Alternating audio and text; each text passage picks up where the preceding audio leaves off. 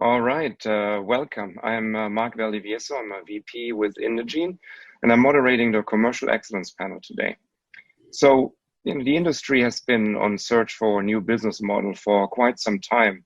And like many other things, it has been accelerated by the COVID-19 pandemic. Now, as different companies are exploring way how to operate in a blended model between virtual, remote, in-person, and digital, at the same time, companies to scale up their commercial operations in order to support that kind of new ecosystem, discovering what are the new roles and new channels that need to be enabled and what are the capabilities that they need to thrive. Now, I have the pleasure today to discuss this journey of building leading commercial ops capabilities with 5 of the top commercial ops leaders in our industry. So I'd like to introduce Christine Ye, VP Customer Experience at AbbVie. Hi, Christine. Also Nathan Bowmaker, Head of Global Commercial Operations at AstraZeneca. Hi, Nathan. Lisa Tolman, Executive Director and Head of US Marketing Operations Innovations at Amgen. Mark Harf, VP of Global Commercial Operations Service Delivery Centers at Pfizer. And last but not least, Raki Sippy, Head of Global Pharma Marketing Operations at GSK. Hi, Raki. Hi. So, welcome everyone. Nathan, why don't we start off with you? And AstraZeneca has been on a journey of building centralized shared commercial operations capabilities for quite some time. One of the first companies to do that extensively. Now, the pandemic suddenly created a need for you to scale up those capabilities and deliver at high volume. How's your ecosystem been able to cope with a sudden influx of demand? And if I make it a second part of the question, what are some of the new capabilities your organization been asking you to scale up and build? Yeah, thanks, Mark. I think when we sort of really knew, like most enterprises, that COVID was really going to impact quite significantly our organization, I set really for GCO, that's Global Commercial Operations, sort of 3 immediate priorities. Number 1 was we knew we would need the ability to deliver more digital content to keep the communication going with our customers. Number 2, we would need the ability to execute more campaigns, digital campaigns. 3, our sense was that we would need to make sure that we had a really great virtual meeting capability. And by that, I mean, beyond everything people would normally do, reps in Viva, we needed a substantial capability there. And the 4th, probably really as a result, we knew that we would need to spin up a better sort of reporting capability, so certainly around customer interactions and what we would describe as the pivot to digital. And so those were really sort of the 4 priorities. And if we look what actually happened during this period, if we think about content, over the past, I would say 4 to 5 months, we've delivered double the amount of content that we normally would have done. So a huge uplift, both through our partners and internally. And that content really was focused either digital content supporting our brands or maybe COVID-specific content. From a digital campaigns perspective, as well as the teams working massively hard, weekends, all these kind of things, we have done a huge increase in volume in that area. In the virtual meeting space, we took a leadership position in the organization, not only to help our marketing companies, brand teams in terms of how they would want to or how they should deliver meetings or virtual meetings, but also span up a capability to actually deliver those and deliver some incredibly large meetings as a result. I think one of the largest ones that we ran out was for about 40,000 HCPs, COVID related, 50 to 60 different countries around the world. And the reporting, really a consequence of all those, was helping the business understand what this pivot or what the customer interaction shift was across our key markets. So the business, or certainly senior leaders, could help understand what was really going on in our interactions with our customers.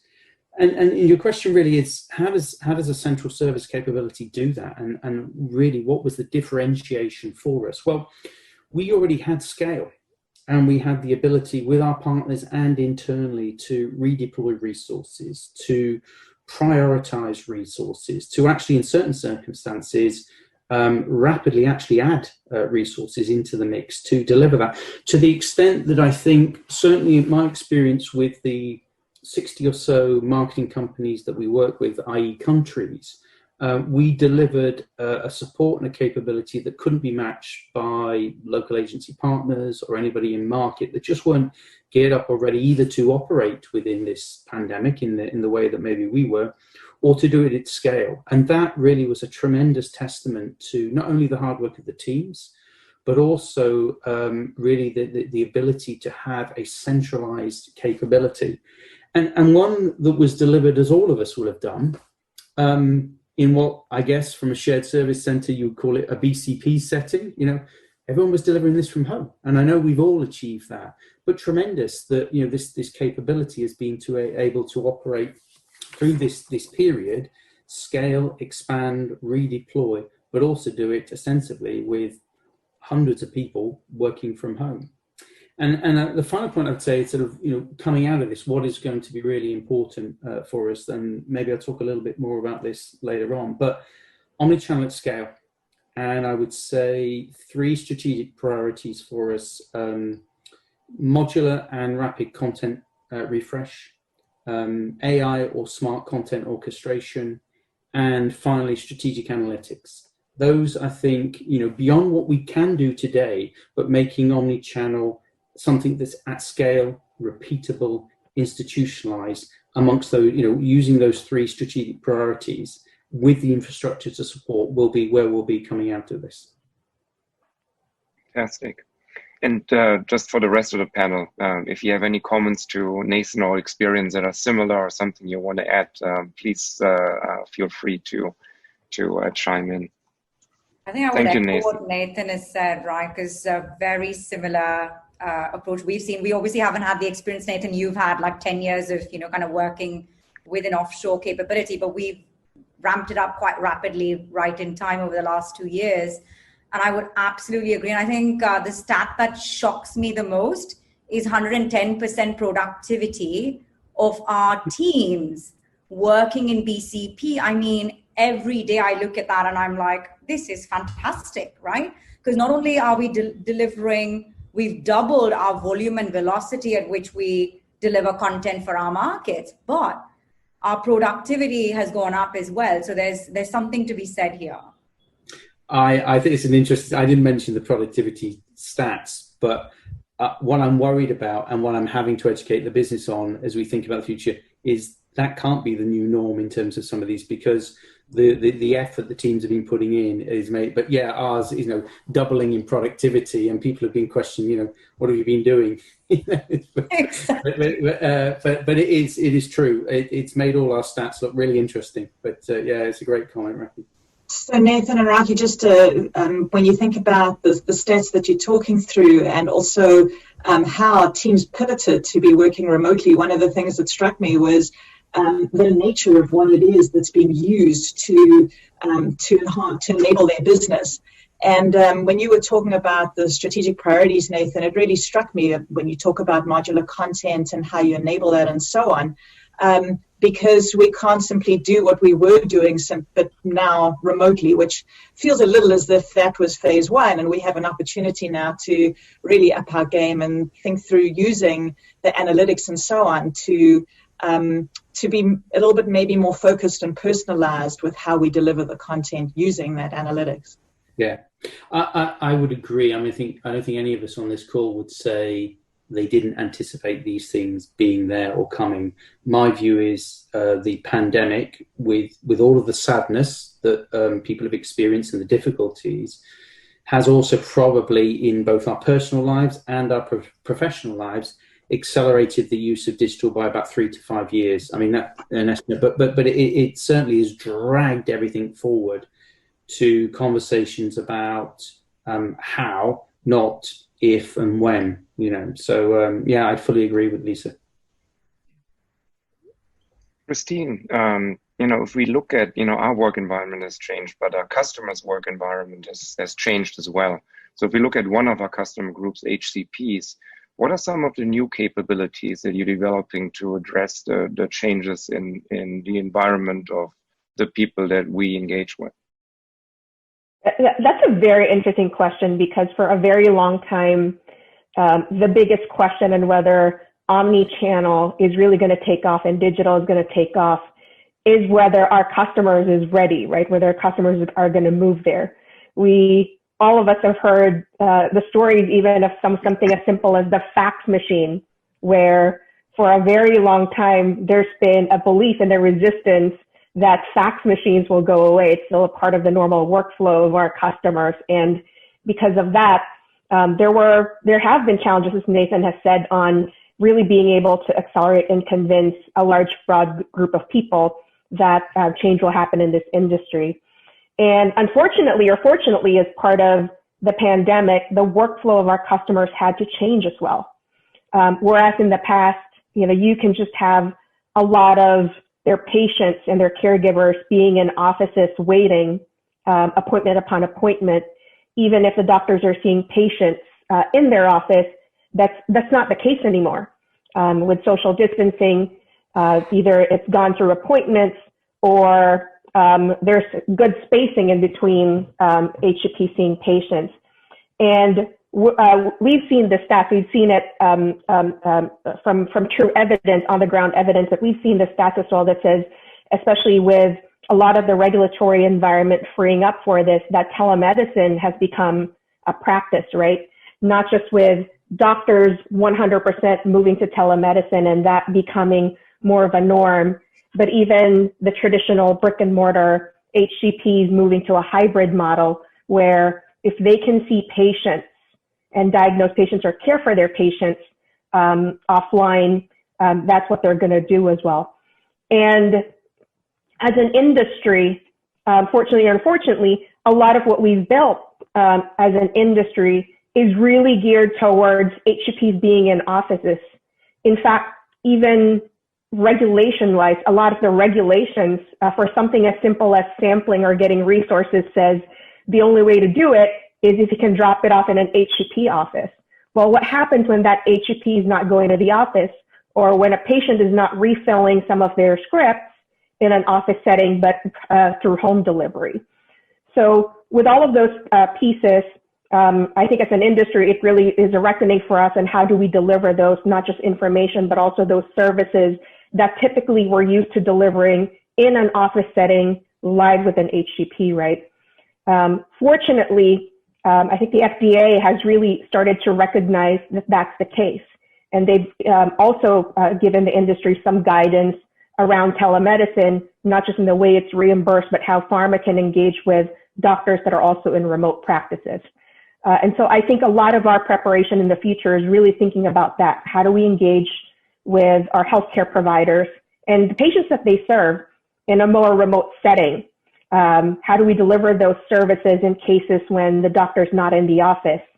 And in cases when the doctor's not even in front of their video, if they're on their phone, just like many of us are, where we have multiple devices, and it's so much easier to text something quickly, can we engage with those doctors in a multi-channel way as well, the same way as we do on a normal basis ourselves as consumers? Okay, I see some nodding heads. I think that's a challenge for all of us. Thanks, Christine. Yeah, as you say, in our personal life as well as in the life of our customers, and translating that over.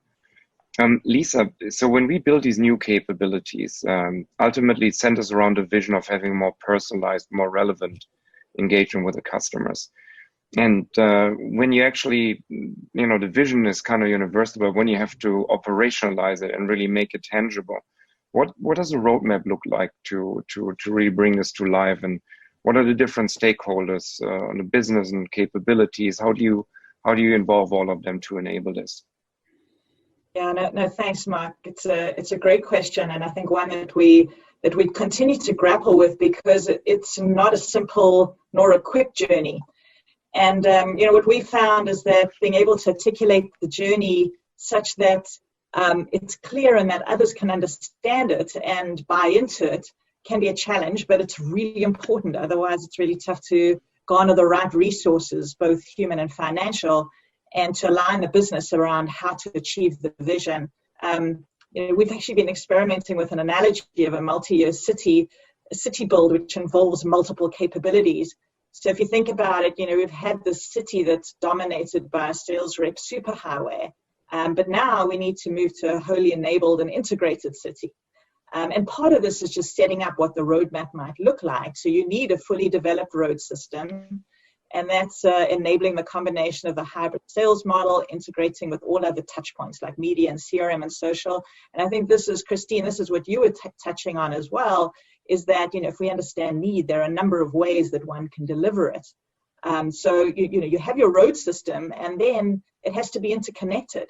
So it's better connecting between historically separate systems and engagements, the field personal engagement with the media CRM non-personal efforts, and then, that it's navigable in the most effective and efficient and relevant way. So I think of it as the GPS or orchestration. So when one's able to paint this picture, I think it starts to become clearer that there are multiple capabilities involved, that it's a multi-year venture, that it needs the right resourcing. So when we think about what is critical to enable the success and what the steps are, and when you think about a roadmap, if you know what the steps are and you know what the elements are within those steps, then one can start to prioritize how to take it forward. So when I think of what the 4 key steps are, it's around understanding our customers, their needs, interests, how best to engage. And it's all those elements of data capture, tagging, analysis, etc., to allow for it. And once you have that, then the second step is how you strategize, which is integrating the business strategy with the understanding that you have, which then allows the third step of delivery, which we all know the mantra of getting the right content to the right customer through the right channel at the right time. But that's, and Nathan had referred to modularized content and the delivery of dynamic content. This has to be part of the roadmap within the right measurement and analytics and feedback loops to increasingly deliver relevance and impact. And, as one might guess from the conversation, if one doesn't have a robust change management program, that's probably a recipe that's not going to rise very well. So then, Mark, you asked what the different areas of the business and capabilities are. Is clearly it's a cross-functional effort that needs multiple business and capability areas partnering closely. And one can think about whether they work in an agile cross-functional team, but we see it including representatives from all of IS, information systems, so data and analytics, and that should include data sciences. One needs to take advantage of the latest technology and so on. And then marketing operations, field excellence, and digital health, importantly in partnership with the brands. So at the end of the day, own the strategy.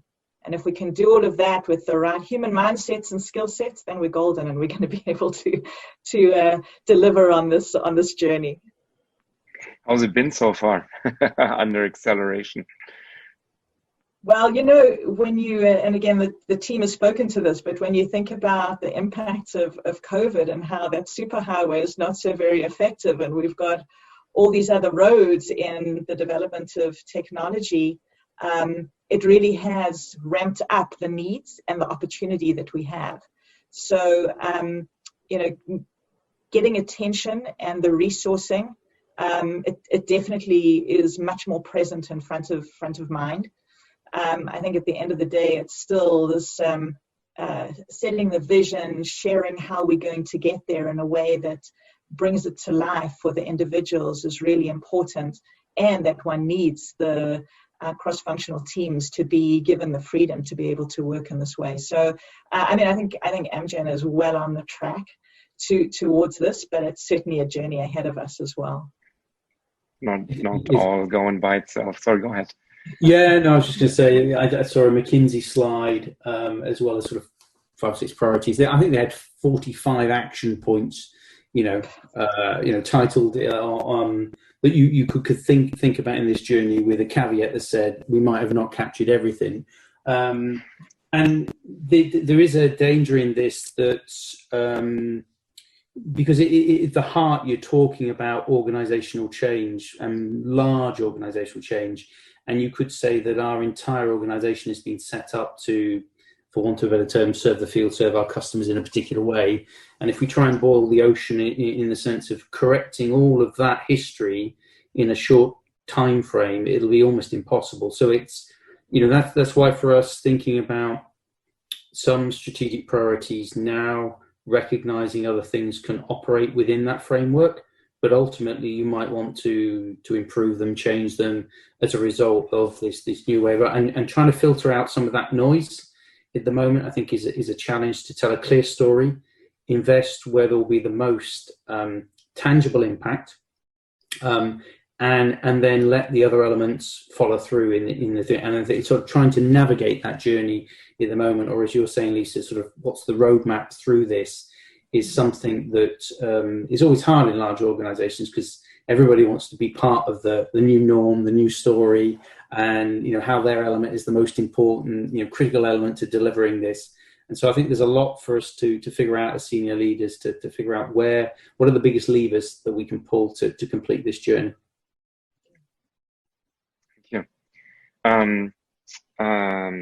Rocky, when we look at these capabilities that we have to build up, do you see for certain of your areas that you're working on opportunity to partner with external vendors who have expertise and basically kind of deliver certain aspects of your omni-channel capability as a service?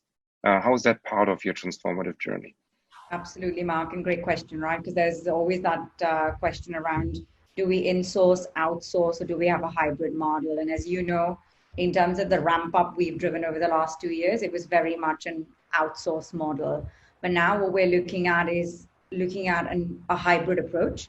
So it's not everything that we're going to kind of partner with external experts around, but definitely some very key areas around campaign orchestration, for example, things that they know, marketing automation, areas that they absolutely get, have been there, done that, and can drive a scalable approach for GSK. So that's where we're really doubling down on key areas. So think about modularization, right? We're absolutely thinking about partners that can drive scale and automation of modularized content. Because there's one thing about delivering modular content for 4 brands, which is where we are today, versus delivering it for all our priority brands at pace, at scale.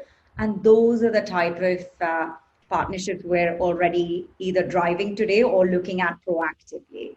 So very open to it is the answer. And I think, also kind of going back to what Nathan said, really key for us has been doubling down on priority brands, priority markets, rather than going broad and saying we're going to deliver this in our top 40, right? So that's a big strategic shift in direction of travel, where we're all being crystal clear.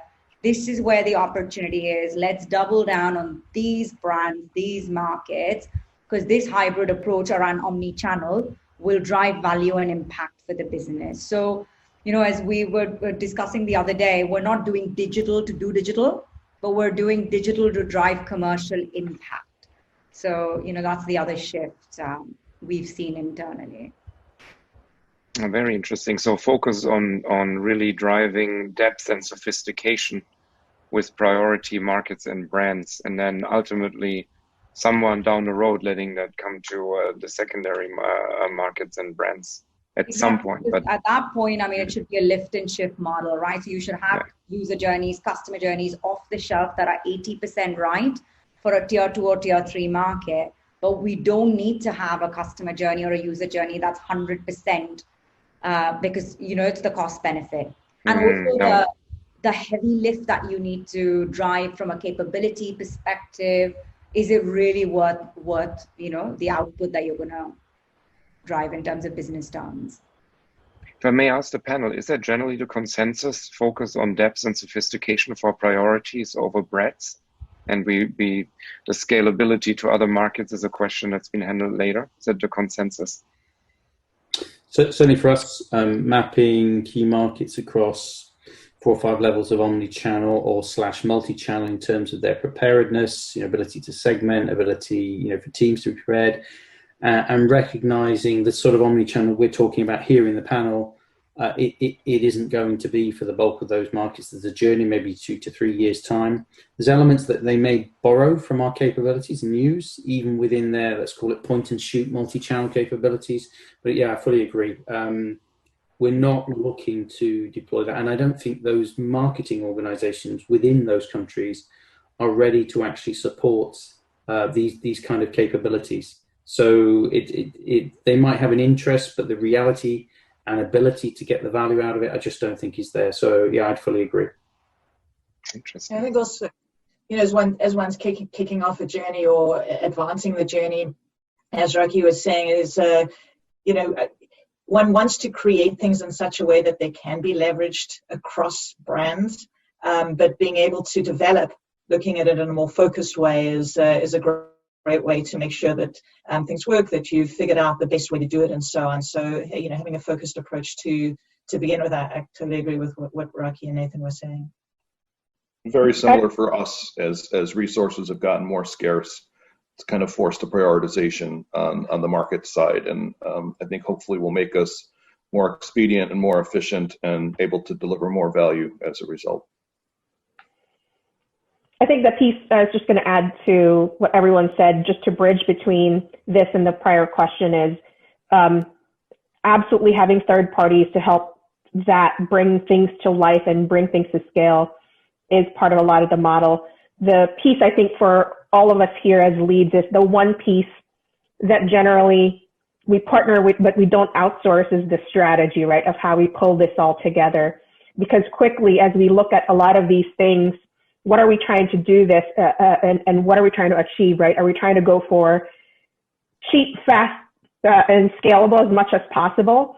Or strategically, for some reason, it's really about depth, right? And I don't think partnering with an external vendor or multiple external vendors will answer that question. That's sort of the piece that we as part of the business and as shepherds of the business need to steer forward as we look at a lot of these partnerships.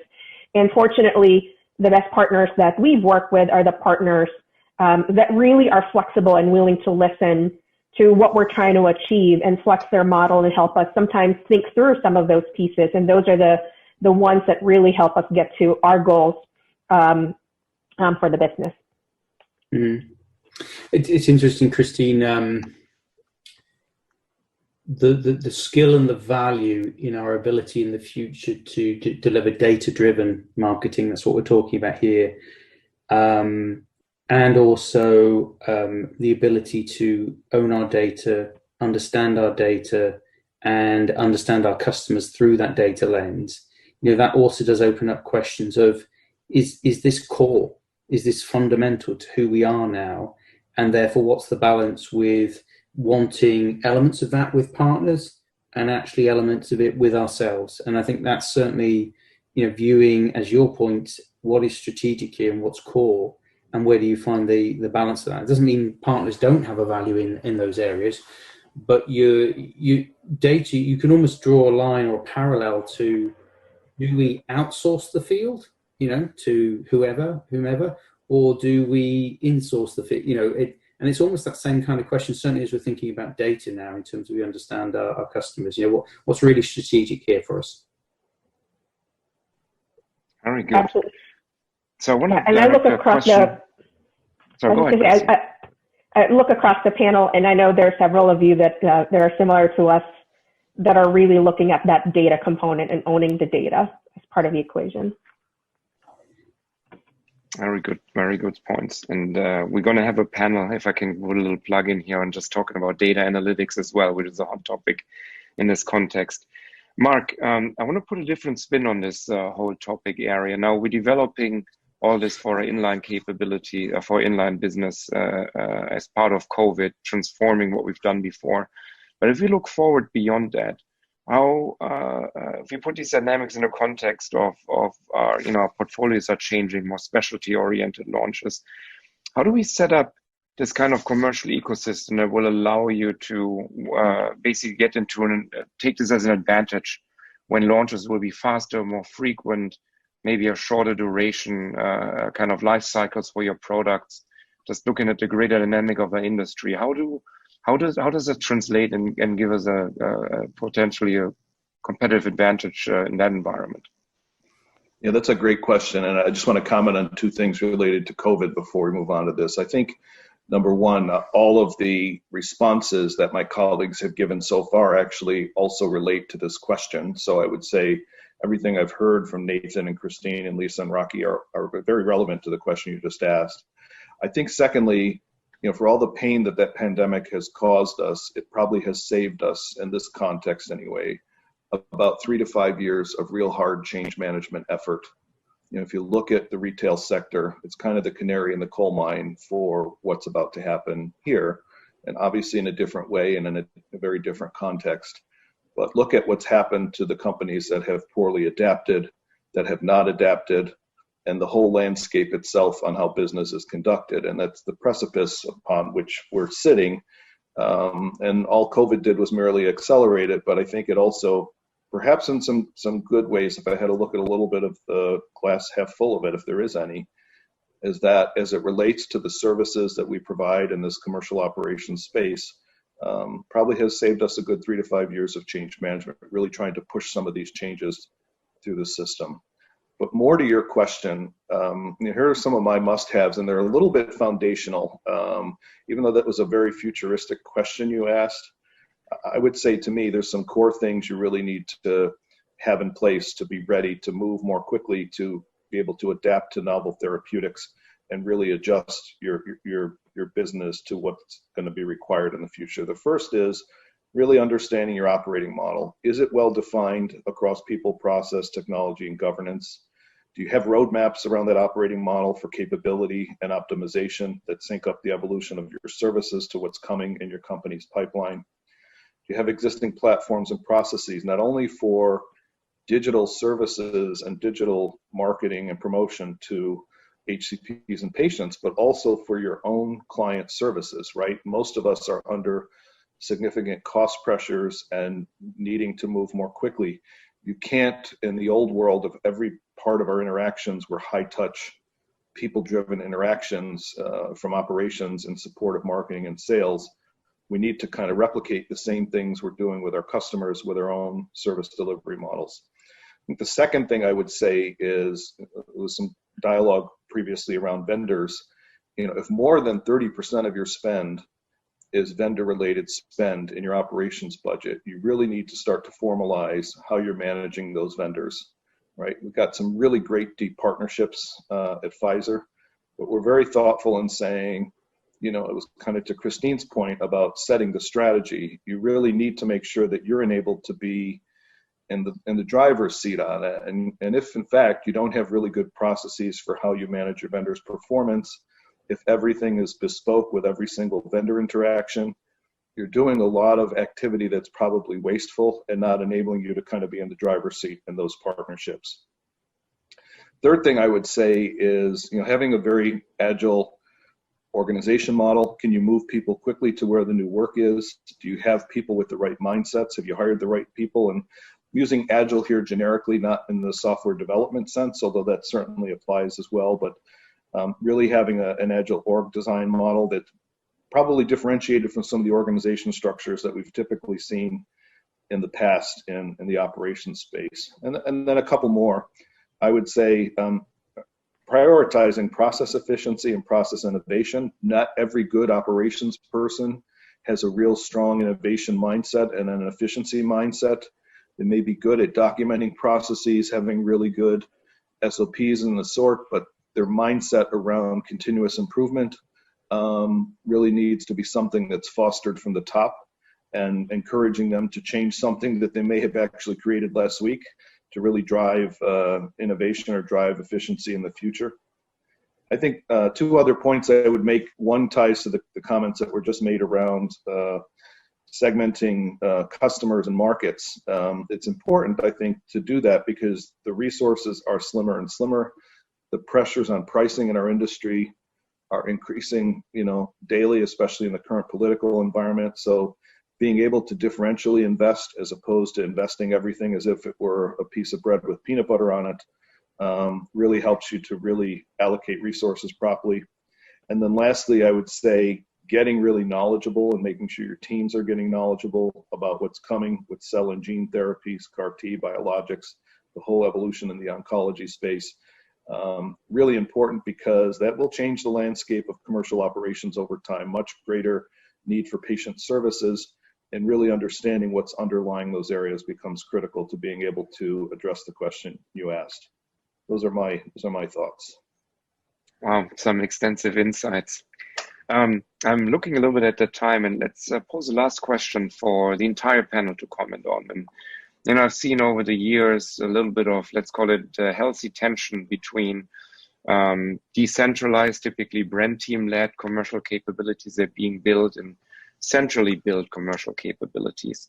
Now that things have been put to the test in this COVID environment, do you see a renewed or a change or renewed appreciation on the power of centrally developed capabilities versus decentral innovation that basically just happens at individual brand teams or countries? And obviously we have a slightly biased panel here, but give us your perspective, please. I can give it a go, right? Because we've obviously very passionately evolved our global to local model. And over the last 3 years, we've seen a fantastic uptake, right? Where we've been really clear about accountabilities.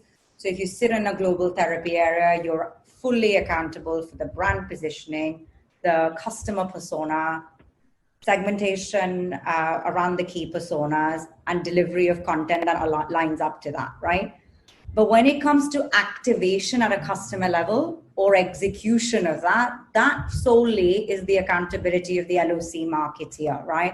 So I think we've gotten some really good headway here. We're seeing overall almost close to 70% in terms of global to local content utilization, which obviously is a starting point and a step in the right direction, right? It's pretty and good we're already. Coming from an organization that was heavily decentralized, right? Where you had 1,700 agencies across the globe creating materials for the same, priority brands. So, I mean, that's where our head's at and how we're kind of moving here and being really clear in terms of where the ownership and accountabilities are. And then, of course, you've got the operations team in the middle, right? Which is my organization.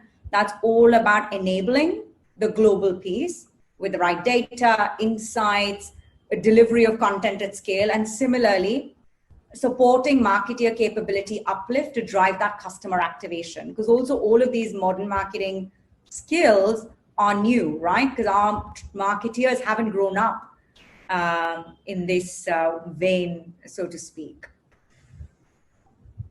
Thank you. Yeah, maybe Iraqi sort of bouncing off that is, old habits are hard to change.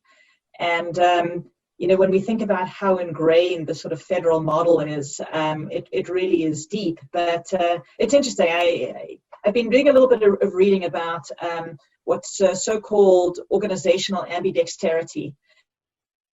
Basically, when you try and that are tasked with and are focused on driving business in the short term, thinking through, you can call them exploit businesses if you will, but then if you need to be looking at how you develop capabilities for the future, explore businesses if you will, and there's a fundamental disconnect when you're asking the same people to do both of those things, and whether it's budget or human capabilities and so on, separating these things can have significant value. I think that it's part of painting that picture and helping the senior leaders at the end of the day, because without that sponsorship, one's not going to be able to get the change. But again, I think that there is increasing recognition that this idea of even, if you think about budget, going to the businesses that are tasked with driving business now and saying, hey, we need to fund this effort to develop a capability that will enable us for the next 5 years, creates a crazy tension. And we want to move away from that to say, hey, there is this capability that can be driven by the right expertise from the center in partnership with the brands, because they still own the strategy. but that the capability has impact and will have impact for multiple years.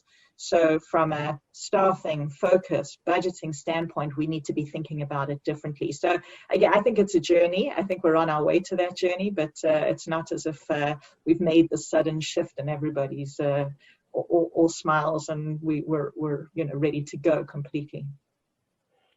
I think when I think about this, we're actually, as many of you know, in the middle of an integration of two companies while in COVID. And I have to say, given the diversity of our business models, we have the full range of spectrum from very, very centralized services to very, very bespoke models.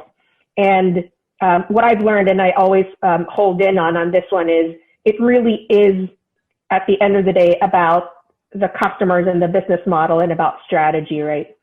Where there are similarities and similarity of needs, I think having a central model really taught us, especially during this COVID, where we needed to come up with new solutions quickly, that working together in a central fashion helps us actually deploy new generations of capabilities that can be pushed quickly to majority of the common needs across the businesses. But Lisa, as you said, there may be certain situations based on customer set, strategy, business needs, where it needs to deviate from that general model, and recognition of why it needs to deviate, and figuring out how to run it in parallel, how to still be able to develop core central capabilities while allowing bespoke needs to be met. I think is very similar to what, Mark, you said, part of the operating model that we need to transform ourselves to be able to accommodate. Yeah, I really think it's not an either or situation, and the challenge with it being an and. So in other words, it's local and global, as opposed to is it local or is it global. Problem with it being an and is organizations generally do not do so well with ands, because they're a lot less clear than if it were purely local or purely global, right? Either one of those two in their own right is very clear. When you say it's both, and you need to be able to have things come from the center or have things come, Christine, as you said, bespoke, it's a lot more difficult, and it puts a lot more pressure on the operating model, on having clarity. But I think it is the framework within which this has to exist moving forward, because on the one hand, we've got the challenge of none of our revenue is generated globally or from the center, right? There is no such thing as globally generated revenue. The revenue gets generated at local levels. On the other hand, most of what we do has to have efficiency in it. And unless there is some center influence on some of those activities, everything becomes inefficient. So it really is a sweet spot. And I think as we listen to each other, and I'm sure as the folks on the meeting would attest, we're all kind of going through this together. So it's going to be interesting to see where it lands. Thank you. Nathan, any final comments? No, I mean, I think, clearly, as others have said, we have always seen ourselves as an operational bridge between global teams, local markets, the ability to flex within that. If I was to reflect on what do we need going forward, specifically in the omnichannel area, much closer integration, I think, between brand, markets, and operation capabilities, rather than being some sort of standalone sort of single hammer and nail solution for efficiency, or that this will be core to our operations. Likewise, building a capability in the concept of build it and they will come and use this machinery to deliver AI smart content with great strategy. If the marketing readiness isn't there at the same time, it'll be for naught. So I see a greater sort of codependency coming as we move through this. The battle about who has the bigger voice, global or local, within that operating model, I think we'll always be looking to find balance within that, and I don't think that will ever change for us, and we'll find our way to navigate that, through that. But omnichannel at scale, it needs greater coordination between operations, brand, field, everybody, to truly sort of tell this story to our customers in terms of the message we're trying to get out there to them. Great, thank you. I couldn't have scripted a better end to our panel and a better conclusion. So I want to thank you all we're going to move on to the Q&A and see what the questions are from the audience.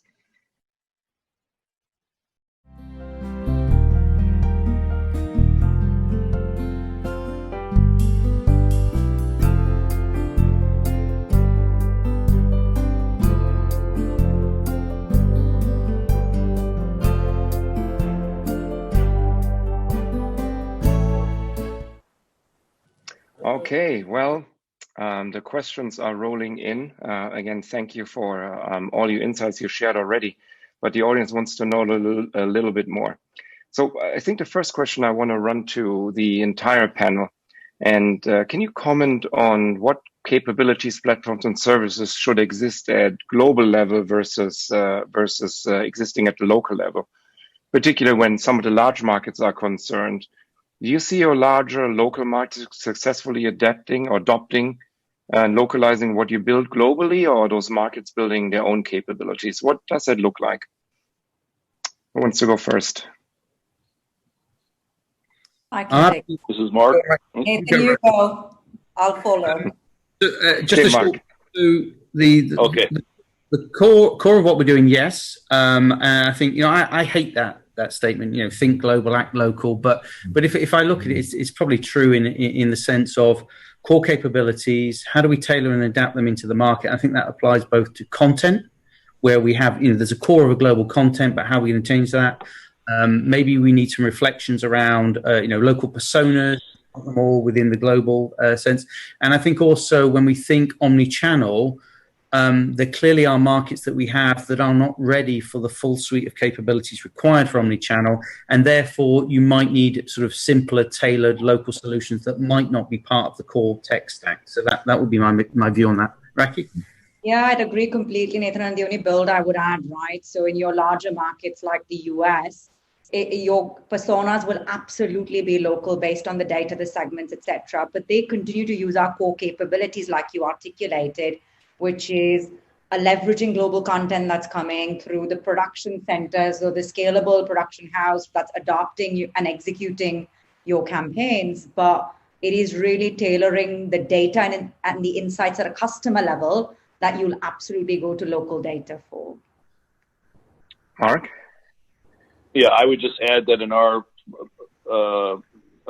philosophy of doing this, we start with the question of what platforms shouldn't be global. In other words, really trying to push the global agenda, but then leaving room in the solutions that we pick that have really high configuration capability, so that as there are local needs, the solution design can account for those.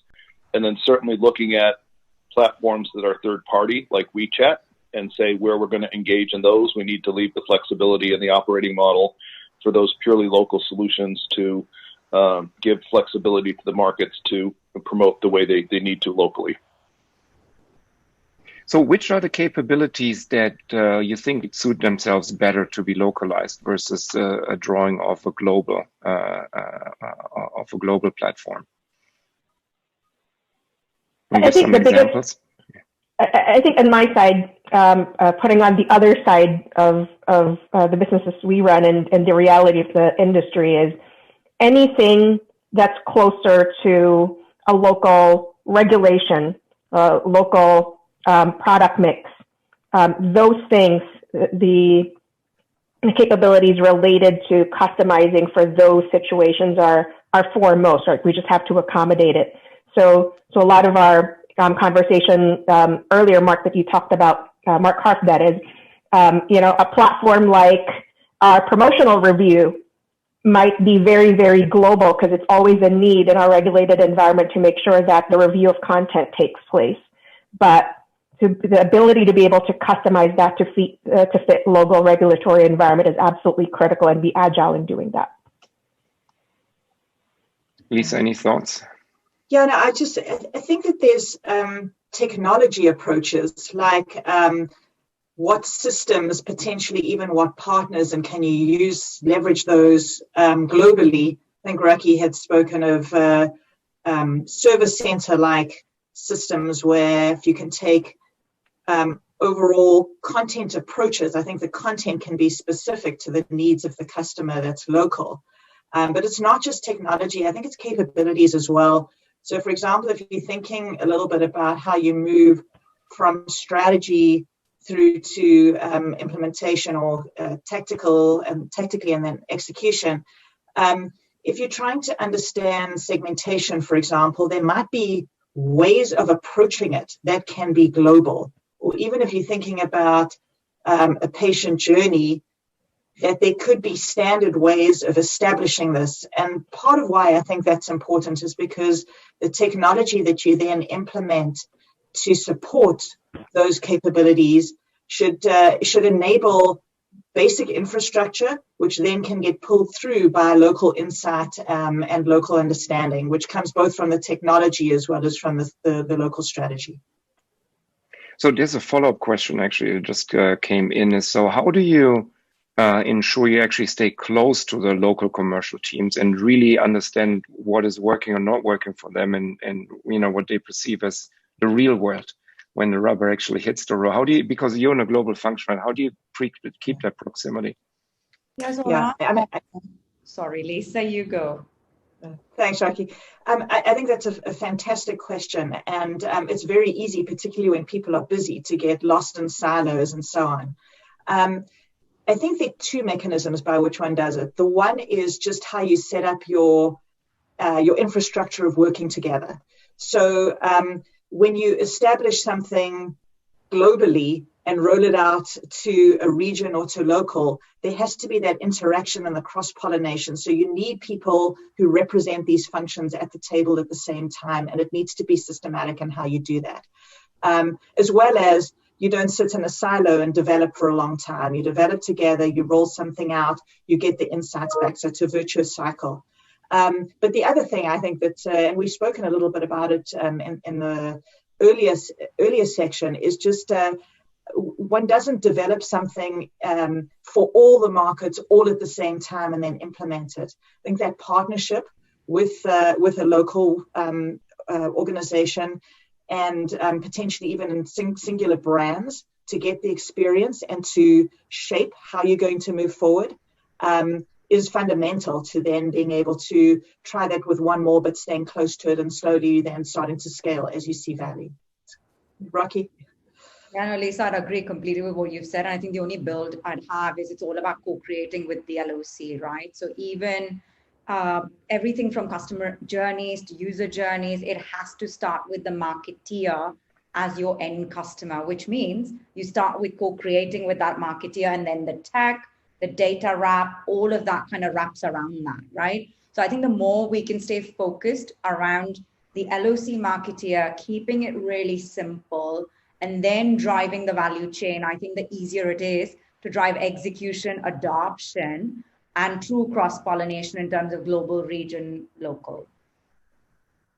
I think I would just add to that that there's a people element in terms of how you design your team, right? So even as you may have a global team, you can't have everyone sitting offshore somewhere. You have to have people whose job it is to really understand the local internal client and the local external marketplace, so that as solution design is happening, it's not detached from what's required locally.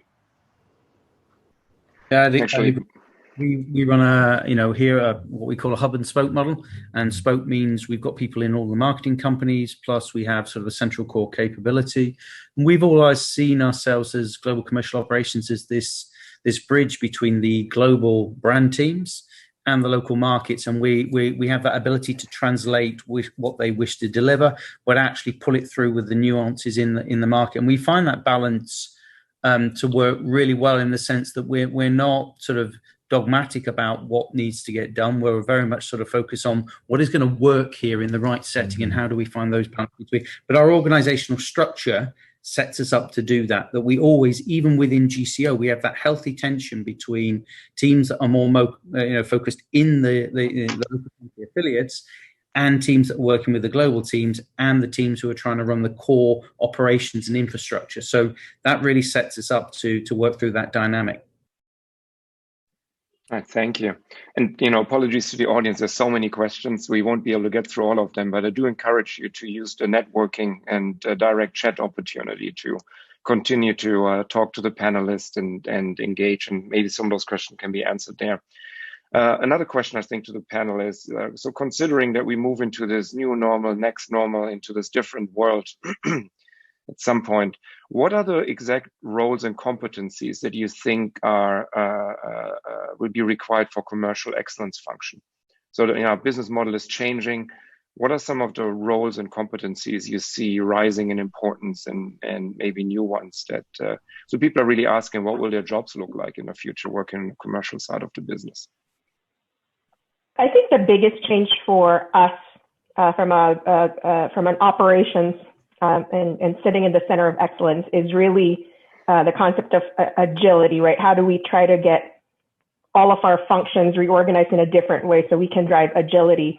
If you think about the analogy on a retail industry, all of the core capabilities of these retail companies are kind of the same pre-COVID, but the people who survived and won, the companies that survived and won, really were very agile in being able to understand what are the different needs that are coming up, come up with new solutions and deploy them to fit those customer needs. And they keep transforming as the scenarios change. So I think this idea of how do we reconstitute all of our old functions and COEs so that we can come up with the right insight to drive the right solutions and actually implement it in a short period of time and test and learn along the way is really something that's going to be important, because circumstances are uncertain. There's no certainty today. I'd agree. Collaboration is a massive requirement for us if we're going to sort of move into this agile approach. Omni-channel requires everything from data scientists through to content strategists through to operational specialists, and none of this sits in one individual. So I think that's the collaborative piece, agile thinking, fundamental. I think the other reflection I would have is I feel that we're at the tipping. Historically, I've seen within our organization, people have maybe dragged into our pharma organization, people from places that you're referring to, Christine, FMCG and other, and they've really been like a fish out of water, and no one's really sort of known what to do with these individuals. They've not really felt that they're in an environment that really valued their skill set. I think we've accelerated through that, and now we need to rethink the kind of people we hire and bring in, because actually they will find a world here in pharma that is truly trying to embrace these things, and suddenly data-driven marketing, social listening, all these concepts are here and now and really valued, and I think their expertise will be wanted within the organization. So that's a reflection for me now. Now it's often about timing, and timing I feel is right for a lot of those kind of skill sets. Agree completely. The only build I'd have is also think about moving away from product marketing to customer experience marketing, right? So when we talk about omni-channel, we talk about content strategy type of roles. These are not traditional roles that we've kind of grown up in our industry, right? So couldn't agree more in terms of getting a different skill set, but also thinking truly customer marketing versus product marketing. Yeah, I love all the comments that have been made, and I think that the elements that I would add to the cross-functionally and partnership collaboration and the agile is the mindset element of it. I think, Rocky, where you were with empathy in terms of really understanding what your needs are, the needs are of the customer. And then, I think we've grown up in a world where we expect perfection and we try to deliver for perfection. And it's to recognize that as the world is evolving so very quickly, a clear capability is going to be to just be more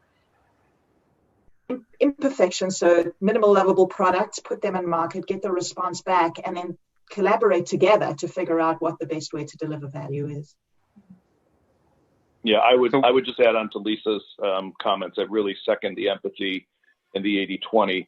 The one thing I would add is curiosity, because in this space of the unknown and the things that we're going into, having the right mindset to ask the right questions and to seek to understand becomes really important. And above all that, obviously, we're all in operations function. So having those baseline ability to execute and solution deliver remains critical underneath all of it.